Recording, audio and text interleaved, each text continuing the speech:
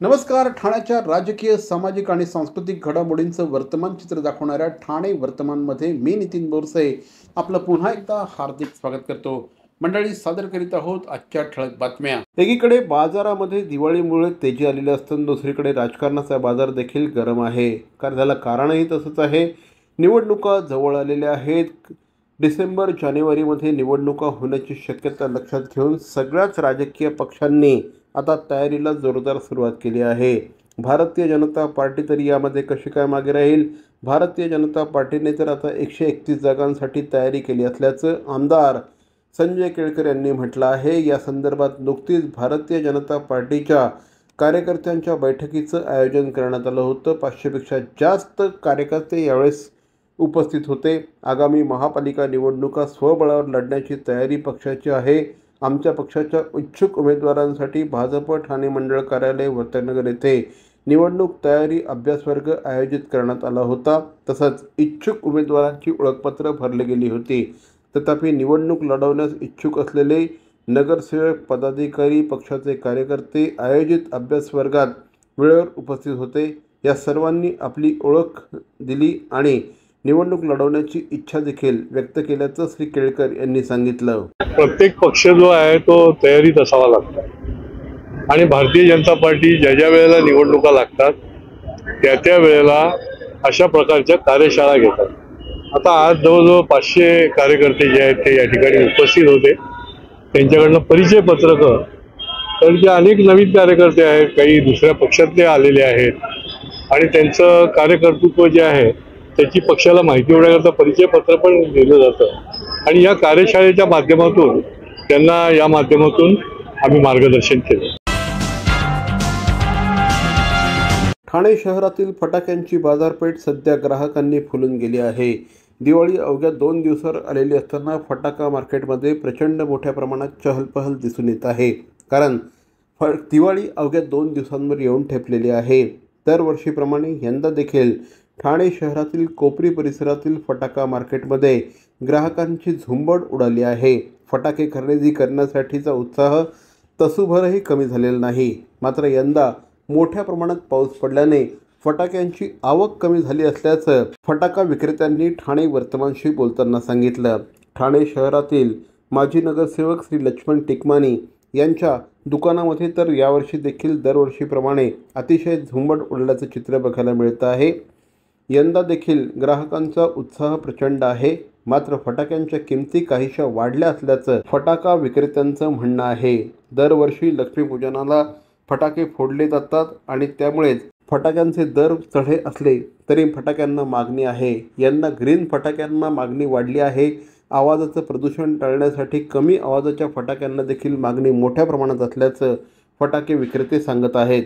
Green फटाके जे असतात, जे लहान मुलांना जे आवडतात, ज्याच्यामध्ये पोल्युशन अजिबात नाही, वेगवेगळ्या प्रकारचे रंग निघतात, असे फटाके लहान मुलं जास्त प्रमाणात मागत आहेत.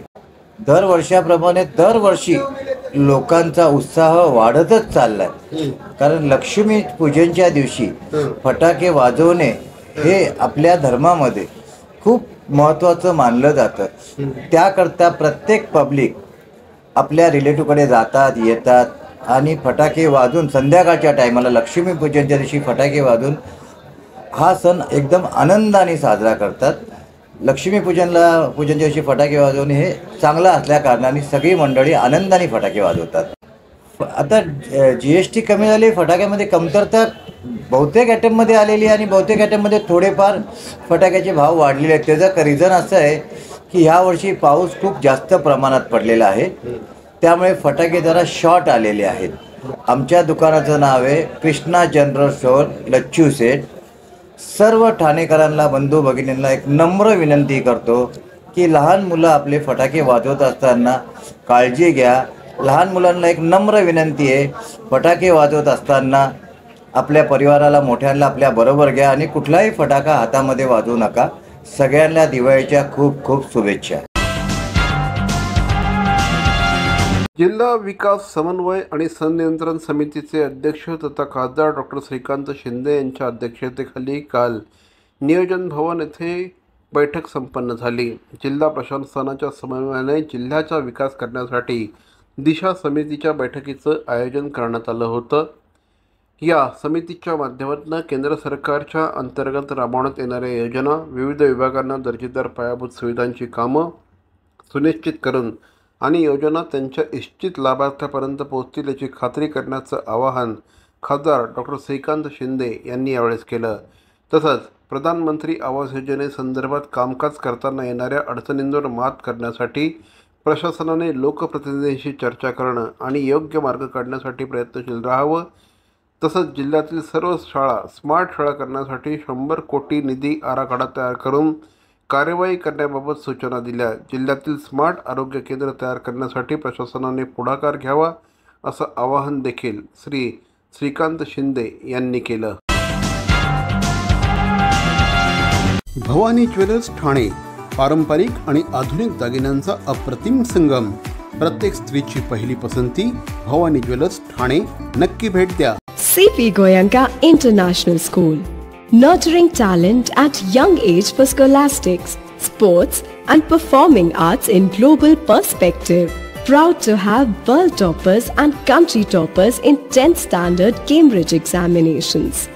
Ranked the best emerging school by the Times of India for personality over percentage. CP Goenka is the intelligent choice. Thane महानगरपालिकेचे मालमत्ता कर म्हणजेच प्रॉपर्टी टॅक्स भरण्याचे आवाहन। सन 2022-23 या आर्थिक वर्षाचे मालमत्ता कराचे म्हणजेच प्रॉपर्टी टॅक्सचे बिल ठाणेकर करदात्यांना महापालिकेमार्फत आर्थिक वर्षाच्या सुरुवातीस म्हणजेच माहे एप्रिल 2022 मध्ये देण्यात आलेले आहे। तथापि अद्यापही काही करदात्यांनी मालमत्ता कर महापालिकेकडे जमा केलेला नाही। सध्या आर्थिक वर्षाचा अंतिम टप्पा सुरू झाला आहे। मालमत्ता कर वसुलीसाठी महापालिकेतर्फे कडक कारवाई हाती घेण्यात आली आहे। या अंतर्गत जंगम मालमत्ता, टीव्ही, फ्रीज, वाहन व इतर जप्त करणे तसेच स्थावर मालमत्ता वॉरंट बजावून जप्त करण्यात येत असून मालमत्तेचा जाहीर विक्रीद्वारे लिलाव करून कराची रक्कम वसूल करण्यात येत आहे। मालमत्तेस पाणी पुरवठा करण्यात येणारे नळ संयोजन खंडित करण्यात येत आहेत। त्याचप्रमाणे थकीत मालमत्ता करावर 2% व्याज आकारले जात असल्याने भरावयाची रक्कम वाढत आहे। आपला मालमत्ता कर propertytax.thanecity.gov.in या लिंकद्वारे तसंच गुगल पे, फोन पे, पेटीएम याद्वारे ऑनलाईन पद्धतीने करण्याची सुविधा उपलब्ध करून दिली आहे।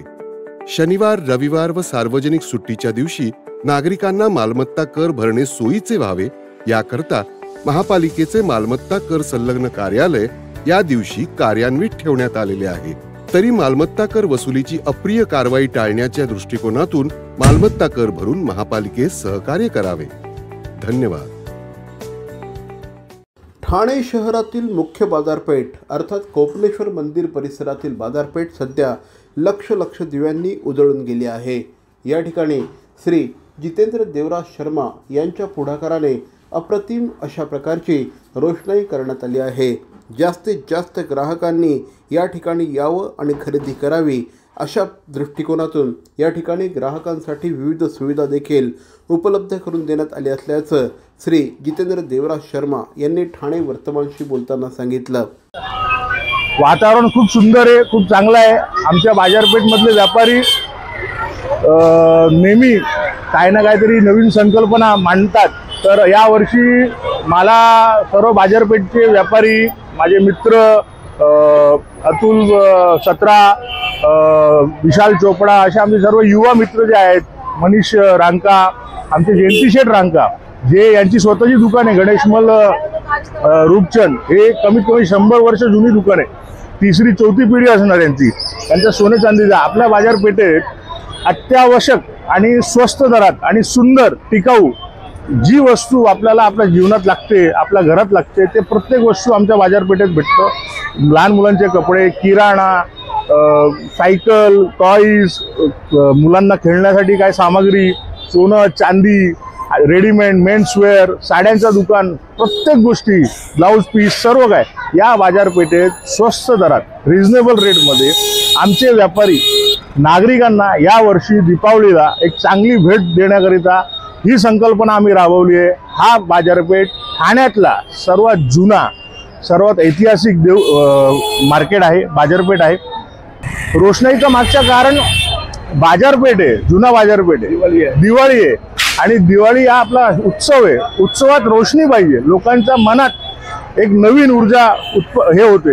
तर रोषणाई करणं आणि लोकांना एकमेकांना भेटणं, व्यापाऱ्यांना भेटणं हे आपलं कर्तव्य आहे.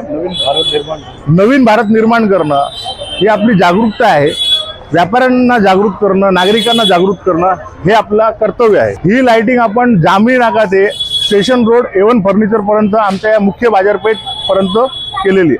या ठिकाणी अत्यंत जुनी अशा प्रकारची ही बाजारपेठ आहे. ठाणे शहरातली सगळ्यात जुनी बाजारपेठ म्हणून या बाजारपेठेचं वर्णन करता येईल.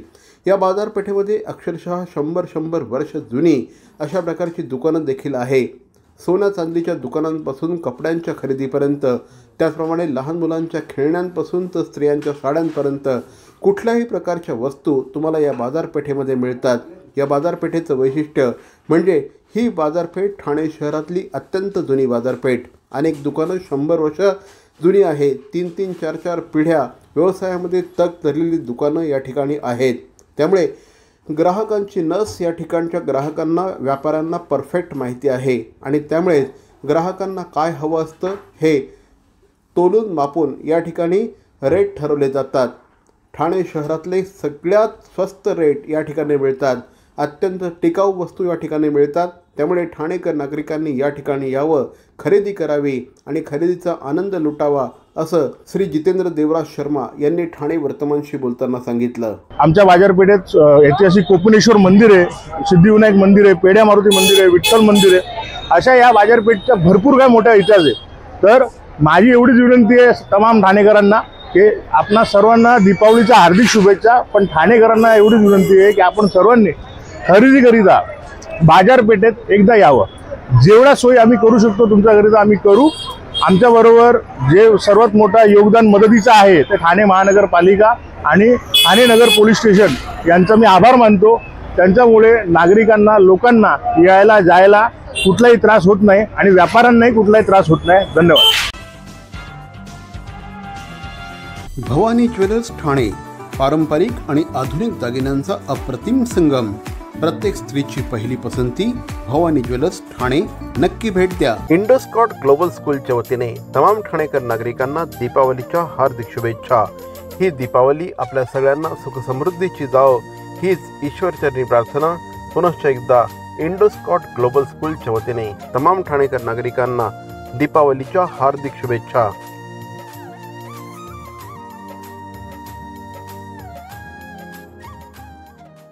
तर या होत्या आजच्या ठळक बातम्या. ठाणे वर्तमानमधून आम्ही ठाण्याच्या राजकीय, सामाजिक आणि सांस्कृतिक घडामोडींचं वर्तमान चित्र दाखवण्याचा प्रयत्न करतोय. अर्थातच त्यासाठी आपल्या सहकार्याची गरज आहे. तेव्हा आपल्या सूचना आणि समस्या आम्हाला जरूर कळवा. आमचा पत्ता ठाणे वर्तमान, Dadoji Konde stadium, shop number 16, Khatan road, Thane पश्चिम. दूरध्वनी क्रमांक 9820939420.